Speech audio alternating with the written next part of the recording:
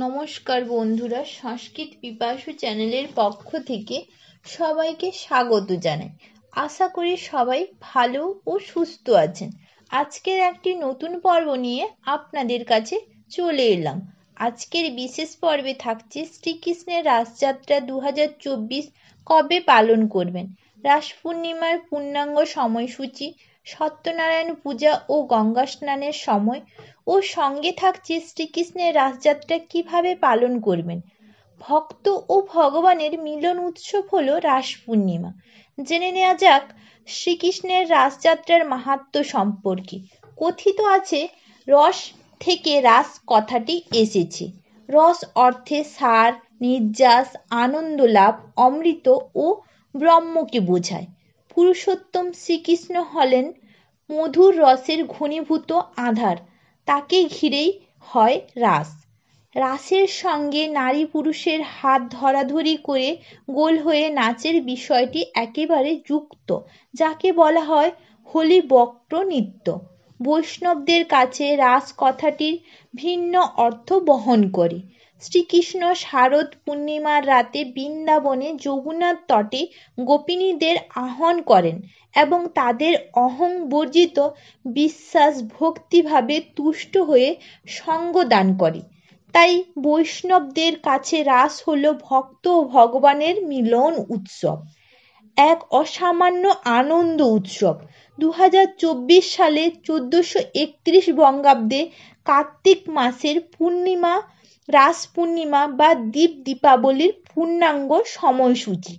কার্তিক মাসে পূর্ণিমা তিথি শুরু হবে 14 নভেম্বর 2024, বাংলায় 28 কার্তিক 1431 বঙ্গাব্দে বৃহস্পতিবার শেষ রাত 5টা 15 থেকে পূর্ণিমা তিথি সমাপ্ত হবে 15 নভেম্বর 2024, 29 কার্তিক 1431 বঙ্গাব্দে শুক্রবার রাত 3টে 4 পর্যন্ত।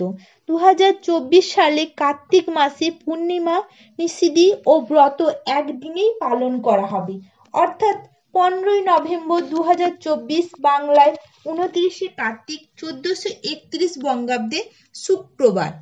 কার্তিক পূর্ণিমা তিথিতে শ্রী শ্রী সত্যনারায়ণ ভগবানের পুজোর বিশেষ সময় হবে সন্ধে 4টা 50 পর থেকে সন্ধে 6টা 26 মধ্যে। শ্রী শ্রী সত্যনারায়ণের ব্রত ও পূজা 15 নভেম্বর 2024, শুক্রবার রাত্রি 3টে 4 মধ্যে। কার্তিকী পূর্ণিমার ব্রত। গোস্বামী মতে প্রত্যুষে শ্রীকৃষ্ণের রাসযাত্রা পট পূর্ণিমা ব্রত। শাক্ত মতে রাত্রিতে শ্রীকৃষ্ণের রাসযাত্রা রাস পূর্ণিমা ব্রত। গুরু নানকের জন্মতিথি ও পূজাপাঠ।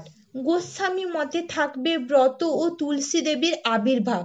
গঙ্গা স্নানের বিশেষ সময় হবে 15 নভেম্বর, শুক্রবার সারাদিন। গঙ্গা স্নানের সময় থাকবে এবং রাত্রি 3টে 4 মধ্যে গঙ্গা স্নানের বিশেষ সময় থাকতে চলেছে। আপনার ভাগ্যকে ফেরাতে পারে মাত্র একটি 1 টাকার কয়েনই। জীবনে সফলতা, অর্থলাভ করতে আমরা কি না করি, কিন্তু অনেক সময় দেখা যায় হাড় ভাঙা খাটুনি খেটেও কেউ কাঙ্ক্ষিত ফল লাভ করতে পারে না। সৌভাগ্য সঙ্গে না থাকলে চেষ্টা করেও কোনো লাভ নেই। তাই সৌভাগ্য আনতে রাস পূর্ণিমার দিন সন্ধেবেলায় সময় 1 টাকার কয়েন নিয়ে ওই সহজ টোটকাটি করে দেখুন। রাস পূর্ণিমার দিন সন্ধ্যার সময় স্নান করে শুদ্ধ বস্ত্র পরে বাড়িতে ঘিয়ের প্রদীপ জ্বালাতে হবে। এরপর রাধাকৃষ্ণের পূজা করতে হবে। অবশ্যই মা লক্ষ্মী দেবীরও পুজো করতে হবে। তুলসী তলায় প্রদীপ দিতে হবে। এরপর ধূপধুনা জ্বালিয়ে আসনে বসতে হবে। রাধাকৃষ্ণকে তুলসী পাতা ও সুগন্ধি ফুল অর্পণ করতে হবে। মা লক্ষ্মীকেও সুগন্ধি ফুল অর্পণ করতে হবে। এরপর একটি 1 টাকার কয়েন দিতে হবে। সেটিকে গঙ্গা জল ও দুধ দিয়ে ধুয়ে শুদ্ধ করে নিতে হবে এবং ভালো করে মুছে কয়েনটিকে একটি প্রদীপের মধ্যে রাখতে হবে। সেই প্রদীপটিকে তিল দিয়ে ভরে নিতে হবে এবং সলতে দিয়ে সেই প্রদীপটিকে জ্বালিয়ে দিতে হবে। এরপর এই মন্ত্রগুলি 108 বার করে জপ করতে হবে। প্রথম মন্ত্রটি হলো শ্রীকৃষ্ণের বীজ মন্ত্র, ওং ক্লিং কৃষ্ণায় নমঃ। ওং ক্লিং কৃষ্ণায় নমঃ। এই মন্ত্রটি 108 বার জপ করবেন। এই মন্ত্রটি জপ হয়ে যাওয়ার পর মা লক্ষ্মী দেবীর বীজ মন্ত্রও 108 বার জপ করতে হবে। সেই মন্ত্রটি হলো ওং শ্রীং শ্রীয়ৈ নমঃ। ওং শ্রীং শ্রীয়ৈ নমঃ। এই মন্ত্রটি জপ করতে হবে 108 বার। জপ সম্পন্ন হলে রাধাকৃষ্ণ ও মা লক্ষ্মীর বিধিবদ্ধ আরতি করে নেবেন। যে কয়েনটিকে প্রদীপের মধ্যে রেখেছেন, প্রদীপ নিভে যাওয়ার পর সেই কয়েনটিকে তুলে নিজের কাছে রেখে দেবেন। তবে এই কয়েনটিকে কখনোই ব্যবহার করবেন না। মনে করা হয় এই কাজটি করলে মা লক্ষ্মী দেবীর তুষ্ট হন এবং ভক্তের প্রতি তার কৃপা থাকে। এই ছিল আজকের বিশেষ পর্ব। ভিডিওটি কেমন লাগলো অবশ্যই কমেন্ট করে জানাবেন। নিত্য নতুন আরও ভিডিও পেতে চ্যানেলটিকে সাবস্ক্রাইব করে রাখবেন। ধন্যবাদ সবাইকে।